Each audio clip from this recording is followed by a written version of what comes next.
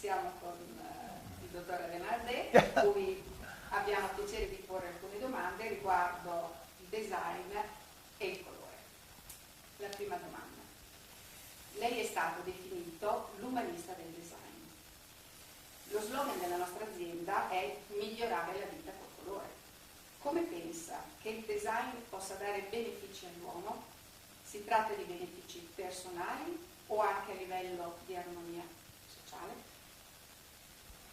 Penso che c'è un'améliorazione personale della vita, si parla di réincantamento, si dice réenchantement, del réenchantement del quotidiano, e a livello sociale è un legame molto importante.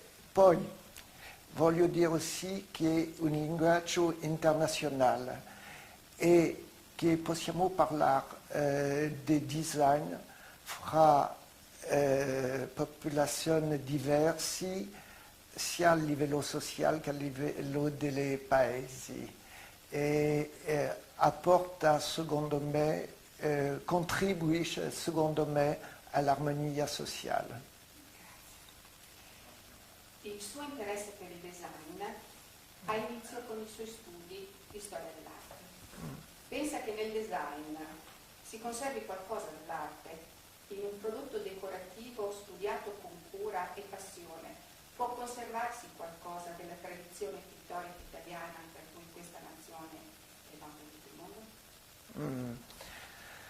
Penso che non c'è rottura fra l'arte e il design, anche se l'arte e se il design non è arte, ma secondo me tutti i grandi designer sono pieni di cultura classica, artistica, e che è molto importante di non mettere una parete fra l'arte e il design e fra la cultura classica e il design. Il design è spesso ritenuto qualcosa di elitario. Come contrastare questa idea e diffondere oggetti di qualità? Come diffondere la cultura del design? È vero che il design è spesso considerato come elitista.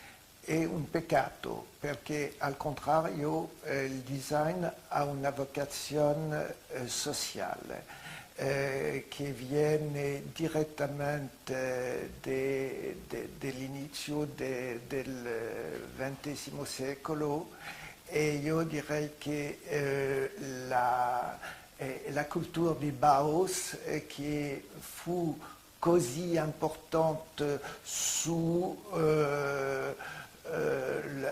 per esempio su tutto il design nordista,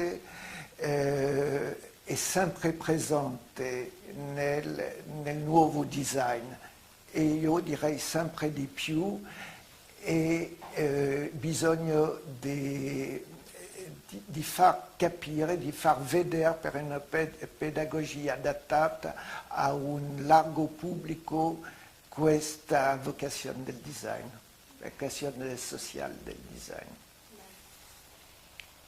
Designers Day del 2012 ha per titolo Identities. Perché questo tema?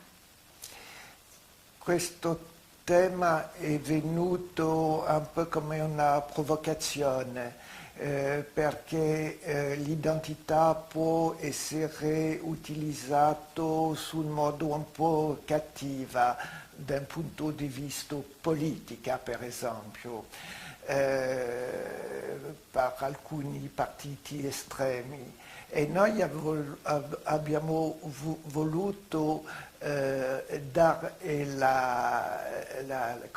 una concezione dell'identità che è esattamente il contrario.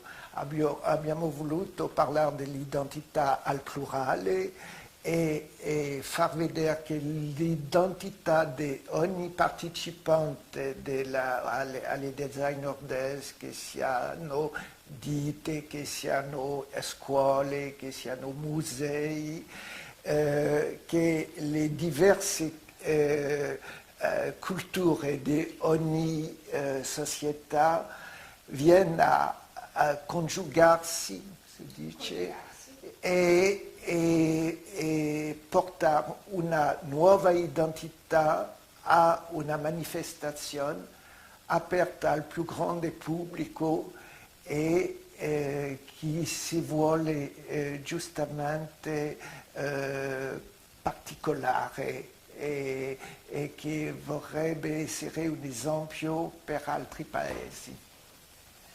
Un'ultima domanda. Sì. In che rapporto devono stare, secondo lei, tradizione e innovazione? Occorre mediare tra l'una e l'altra oppure, paradossalmente, una può aiutare l'altra?